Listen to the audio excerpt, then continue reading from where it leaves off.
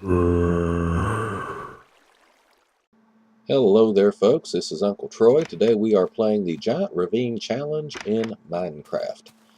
And the first thing I need to do today is correct an error from yesterday. Well, from the last episode rather. I said, and at the time honestly believed, that when my single stalk of wheat refused to drop any seeds, that I was stuck, that I would never get any seeds in this world. Well, then I remembered something that was implemented a couple of versions back in Minecraft, which was that if you use bone meal on grass, you get wild grass, and the wild grass sometimes drops seeds. So as long as I get, there we go, as long as I get at least one seed dropped here, I'm back in the game, and I can have bread. Okay, more. Let's hope for some seeds. Flowers are nice, but what I really need are seeds. There's another seed. Okay. If both these seeds, where'd the seed go? There it is. If both these seeds germinate, sprout, whatever, and grow to full wheat, then combined with the one wheat I already harvested, I will have 3 wheat, and I can make my first piece of bread, which will be an achievement for me. I don't think I've made a piece of bread since 1.8 came out. I was never much of a wheat farmer because I always ended up making a mob trap and would, be killing and eating pigs. Okay, it's getting dark, so let's. I was about to say let's rest here in the bed till morning, but we can't do that now, can we? Because we don't have a bed yet. I was asked why did I abandon my mine shaft over here, and if you missed that episode, it was because I thought I was going to die. I was starving to death, but I did not realize that if you were on normal difficulty mode, you did not starve to death. You just starved down to half a heart. And if you're on easy, apparently you only starve down to about 4 hearts. But so I abandoned the mine shaft because I figured, well, if I'm going to die, I might as well check out the ravine. Plus, the name of the challenge is the GiantRavine Challenge, not the Dig a Mine Shaft Challenge. Another question I was asked, I think by the same person, was why didn't I just make a boat, since I did have plenty of wood, and sail off to parts unknown to get seeds or whatever else I needed, and then come back to do the challenge. And there's 2 reasons for that. One is simply that I have a lousy sense of direction here since 1.8. I swear in the earlier versions of the game I was able to travel long distances and then find my way back, but apparently I can't do that in 1.8 anymore. I'm not sure what. Maybe the terrain looks different, and my brain doesn't subconsciously pick up on little clues or something like that. I'm not sure. But the other reason is that kind of goes against the spirit of the challenge. And I know I play fast and loose with the challenge rules as it is. And the original poster who suggested the challenge is to blame for that, because that poster basically said, "We'll make up your own rules." But the the GiantRavine Challenge is the spiritual successor to the 404 challenge back in 1.7. And in that challenge, you had basically one Minecraft day to gather supplies, and then you went and looked for a big gravel patch near the spawn point. And when you dug into that gravel patch, it would collapse, which would reveal a passageway down to basically the bottom of the world. And the rule was that you did not return to the surface until you had completely conquered that cave system. So in the first day, you had to gather up wheat, get saplings for wood, so you could grow trees later, and whatever else you thought you needed. Some people managed to find some pumpkins, So they had a light source, whatever, and then they would go down into the cave and not return until, they had conquered it. And I believe the rules were you weren't allowed to use torches, so that's why people were creating lava walls and placing jack-o'-lanterns everywhere. And some other, there were too many rules, basically, is why I never got involved in it. But just,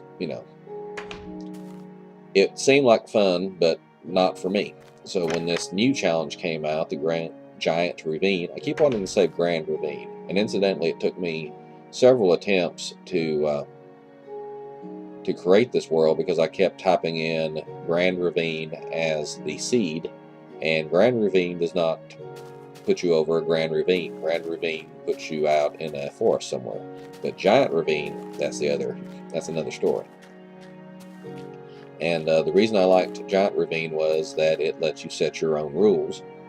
And so the rule I set for myself was basically I'm going to survive on normal mode on this island, playing my regular style. Now, I didn't specify that I'm only going to stay on the island. I didn't specify that I wouldn't create a boat and take off, but it seems to be kind of against the spirit of the challenge. So I'm going to attempt to stay on the island, in the ravine, in the surrounding area, and then maybe after I've lit up the entire ravine and I feel that I've won the challenge, then I might take a boat and go off into the wild blue yonder and see what I can find. Before I forget, I think I'd better take a moment to welcome some new subscribers. We've got Blade Strike, Went Marcus, Tarnie Wilson, and Aishushu. I see that we are continuing our tradition of subscribing to Uncle Troy when you have a name he cannot pronounce. But Blade Strike there, I got a message saying subscribed. I saw him on my subscriber list, and now he does not appear on my subscriber list, so I don't know if he unsubscribed or what, but I'll say hello anyway, just in case he's still watching. Tarnie Wilson there is the person who came up with the GiantRavine challenge, so I am honored that Tarnie, don't know whether to say he or she, so I'm honored that Tarnie decided to subscribe and watch my videos, since Tarnie was the inspiration. I was digging down here and I thought I started hearing spider noises, so I started digging around and around, trying to find where they're coming from, and I found this. A perfect well, I guess you could say. And it goes up pretty far. I think I see some iron up there. So I'm going to have to go up there and check that out, but first I've got to get me a new pick because mine's about wore out already. Okay, now that I have wood, I may have to make an actual ladder down this mine shaft because I'm getting a little seasick going around in little corkscrews there. This is a perfectly square, rather high. 1, 2, 3, 4, 5. Still going up.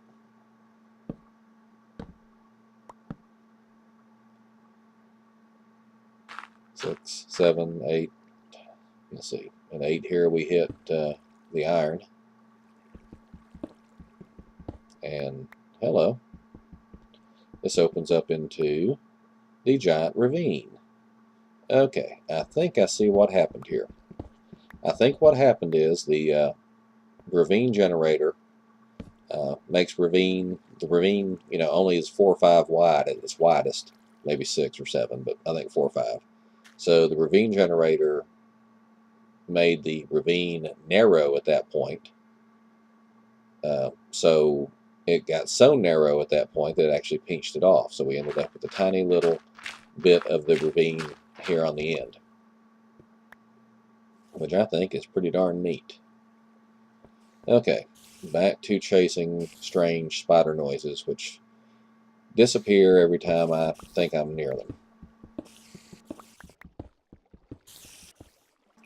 And I really didn't mean to cheat here. I was used to hitting F3 in single player mode just to help find mobs, and I forgot that that doesn't work anymore because F3 doesn't show with the location of the monsters. So I guess I didn't cheat there, but it wasn't from lack of trying. So if you want to consider me disqualified from the challenge, go right ahead. I'm still going to keep playing though. Okay, that was another dead end. Spider sounds are very loud though. I don't see why I can't find them. Let's dig down here and oops. Hey, what do we have? That looks like cobble and that looks like spiders. And I think I see mossy cobble down there. So this is definitely a dungeon. In fact, yes, there's a chest down there. So I need to figure out how to get in there. Probably best way would be to dig behind this wall so I could attack them on their own level, because if I just jump down in there with them or try to attack them from above with a larger hole, they are going to take me out. Unfortunately, I was about out of pick, so I had to ouch, stand by. I had to run back upstairs and build another pick, drop off some iron I collected, and now I guess I need to light this up before. Oh, thought I saw a skeleton over there. Oh, no, there's a skeleton behind me. I thought I'd already died. Okay. Alright. Need to eat here. Okay, that should regenerate my health if I understand this correctly. I've about decided I don't understand health correctly. Okay, looks like this just goes over here. So we just had 2 skeletons there ready to kill us. Some more iron. And I'm sure some of the people who play a lot of survival challenges and whatnot are just gnashing their teeth that I'm using my iron pickaxe to dig everything instead of a stone. Oh, here's a trick. Doing. Somebody in a Let's Play said if you stand under those when you mine them, you can collect them. So that's not true, at least not in this version. Okay, it looks like we come out here into the giant ravine. I do hope those water currents and that lava show up on YouTube a lot better than some of the other stuff I've tried to show you has. So if I did see a skeleton over here earlier, he probably jumped to his death and was down there in the lava somewhere. Hee hee hee. Okay. Shift key, don't fail me now. I'm going to get this last little piece of coal and maybe stick a torch over here. Get a better look out here. Okay, it looks like another cave over there. So I'm not going to consider this ravine really conquered until I've completely cleared out all these caves. And if this is one of those mega awesome caves that goes on, through the whole map, then then I may change my mind and say that the challenge is won when I light up the giant ravine. I may have to turn the sound down a bit. Them spiders are starting to get annoying, but I try to keep the sound and the music at about the same volume for you that it is for me, so you get a better gaming experience. And I was about to say, if I calculated this right, I should come out right next to that chest I saw earlier. Okay, there goes the spider. Oops. Where did the skeleton come from? This would be real neat if this was a double dungeon with a spider and a skeleton spawner. Of course, it'd probably also kill me. Incidentally, I just realized that I have nearly a stack of iron, and I've not made a single piece of iron armor yet. And that is a failure on my part, because normally I'm very cautious. So those experience orbs apparently can't get over that chest. So they're just going to wander around out there aimlessly until I come pick them up. By the by, if you hear sometimes the sound get muffled or out of sync or something, it's because I keep forgetting to mute the game sounds when I'm recording audio, and I like the way those little experience orbs, dang it, they got to me that time. But I like the way the experience orbs just kind of mill around there. Anyway, I record the audio commentary after I record the episode, and then I mix in the game sounds with the commentary, and sometimes I mess it up and get the game sounds twice or the commentary not at all. In fact, if there's ever a time when the commentary is just empty for a long period of time and I don't say anything, just assume I said something clever but it didn't get recorded properly, okay? Okay, how many more spiders do we have here? The little experience orb gave me a scare. I thought it was another spider coming after me. Okay, that's empty there. Let's dig on out here. Well, if I ever need gravel, I found where to get it. And it looks like, yeah, we are out on the ravine again. So that has let us light up this area. So now we have us a spider spawner. And as you know, I know several ways to make spider spawner traps. So we will have us an infinite amount of string here shortly. Should we look in the chest? Yeah, let's look in the chest. Okay, 2 wheat, some string, and a couple of buckets. Buckets still don't stack. Okay, well, I think I'll take this back upstairs and try to decide what kind of spider spawner trap I want to build. All right, that was a fairly, that's what I'm looking for, profitable play session there, PlayStation. All right, so I think I'll go regroup and make plans for next time. In the meantime, this is Uncle Troy thanking you for playing along with me. Please continue to like, comment, and subscribe, and I will see you next time.